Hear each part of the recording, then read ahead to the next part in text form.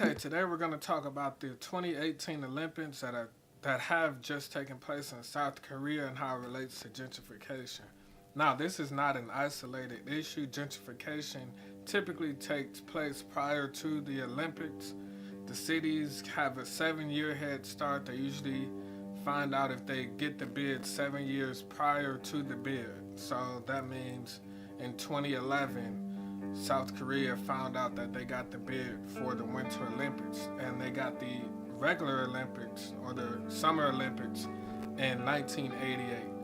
And usually there's mass displacement, there's gentrification, there's mass evictions, everything. This is a normal occurrence. And this year, or leading up to this Olympics, was no exception. And even in the Rio Olympics, there was mass displacement. There was gentrification, spray painted on some of these buildings and different things. They want to attract tourism. They want to create a globalist society, a global economy, different things like that. And in order to attract a global society, you have to attract people that are tourists. You have to attract people that aren't familiar with the culture, people that maybe see remnants of different cultures sprinkled here and there, but you want to attract the tourism. And the tourism is usually centered around the downtown area, which is where gentrification wants to get people to go to, which is where the creative class are. So tourism is downtown, and normally what you would see is that the disabled, the elderly, the homeless, the street merchants, different things like that, they're usually displaced. We've seen this with Rudy Giuliani's broken window theory.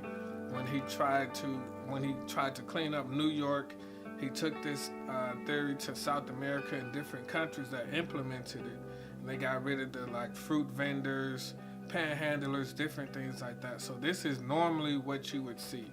And we're gonna start with the '88 Olympics lead up to the 2018 Olympics. Now, in '81, there's basically the difference between the '81 and the '88 Olympics is that the '81 Olympics was housed in the city where most of the people are. The '88 Olympics was out in nature, in the preserves and different things. In 1981, there was basically mass roundups of homeless, the disabled people to, of course, attract tourists.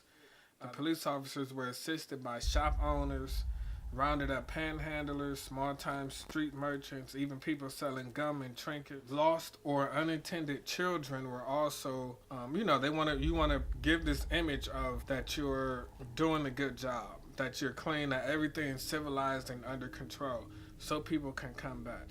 By 1986, the number of inmates had doubled to 16,000. Almost double, 16,000 from 8,600. Also, they demolished 48,000 homes.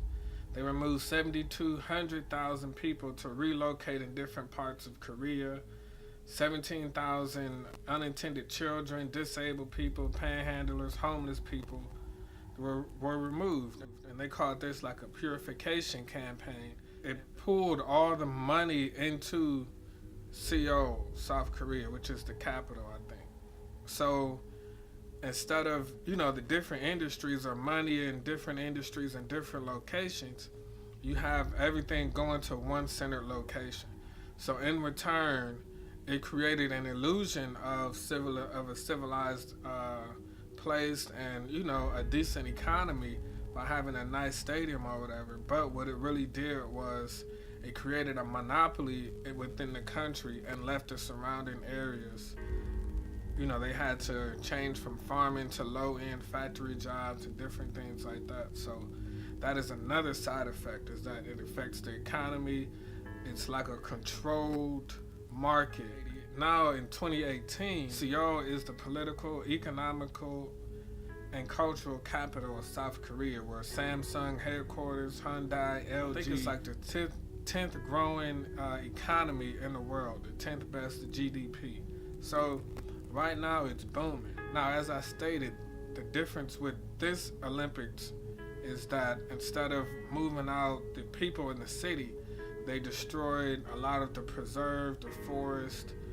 They cut down some 58,000 trees. There was a big movement from environmentalists and different things like that. There's still a debate that the Olympic Games might not be a good investment. They might not be lucrative investment for the city, because you're getting millions, sometimes billions of dollars to build these stadiums to quote unquote gentrify, revitalize these communities, and you might not see any return. You might not attract the tourism, or maybe the numbers are off. Housing the Olympics might not even be economically feasible for most countries. And if they have the 10th best economy, the numbers aren't out yet because it just happened, but if they have the 10th best economy and they're not generating a profit or anything, there's only 9 other countries that maybe have a better chance to generate a profit. That depends. And that goes back to our video. Make sure you check it out on the NBA Finals that we did, where I went downtown and I asked people during the NBA Finals, how much would you pay for your team? Because we paid taxes. Our tax dollars help fund these stadiums generally. So make sure you check that video out. So this is just a recap or update on, gentrification is global, it's worldwide. There is a global agenda to basically,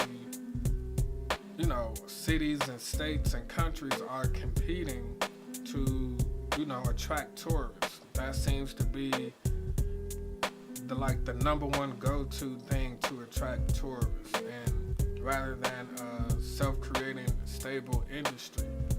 Like the art industry is not stable. It's not, like they say, you can't predict the next Van Gogh, the next Basquiat, whatever.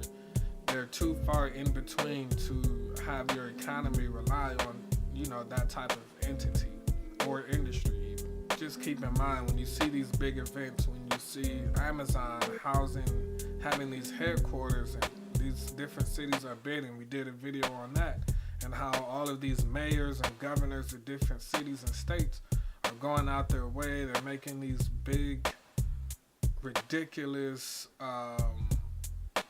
contracts to get their attention from Amazon, because they feel, even giving Amazon control over the city. I think it was Fresno, California. And it was just the length that these politicians are willing to go to just for something that might not even be guaranteed. It should give you an idea of the lack of investment in the people, because they will invest in millions and billions of dollars to attract tourists. The tourists they're not going to live in the city. They're not going to help build up the city as far as staying there long term. They're not going to live there long term. Unlike the residents, they're not going to have children. They're usually not going to bring their children there to live there and create some kind of generational wealth within the city. So